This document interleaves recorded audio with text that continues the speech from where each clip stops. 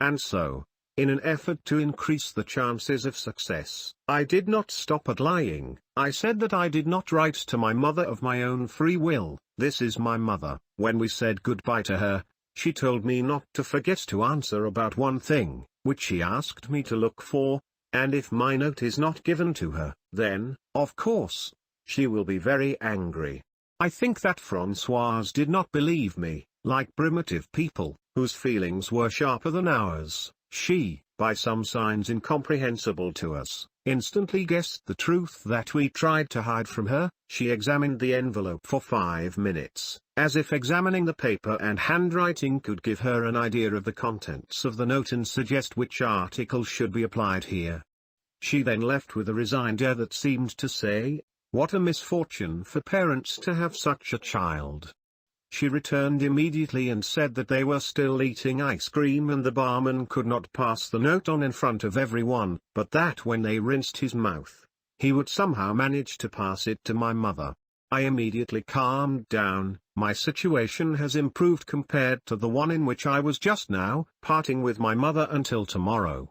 My note, of course, will make my mother angry, especially since my cunning will make me look ridiculous in front of Swann, but she will introduce me, invisible and jubilant, into the room where my mother is sitting. She will whisper to my mother about me, thanks to which the forbidden, hostile dining room, where even ice cream, a granite block, and glasses for rinsing the mouth, was concealed, as it seemed to me even a second before the return of Francoise's pernicious and deadly boring pleasures. Since my mother receives them away from me, this dining room will now be open to me and, like a ripe fruit tearing the peel, is about to splash and splash my mother's attention to my suffering heart at a time when she will read my lines.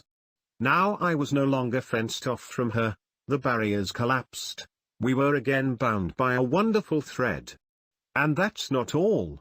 My mother will undoubtedly come to me.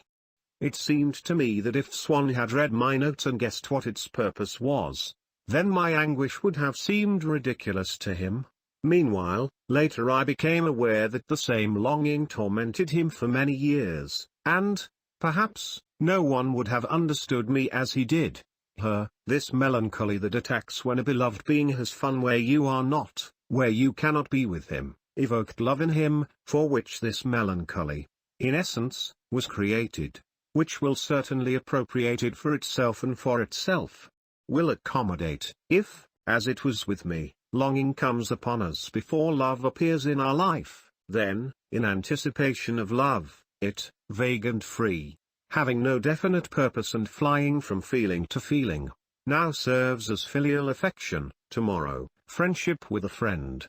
Moreover, Swann also knew the joy that my first experience brought me when Francoise came to tell me that a note would be handed over, that deceptive joy that our friend or relative of the beloved woman gives us when, on his way to the house or to the theatre, where he is supposed to meet her at a ball, at a festival, at a premiere, he notices that we are hanging around at the entrance, hoping in vain that chance will bring us together with her. He recognizes us, casually approaches us, asks what we are doing here.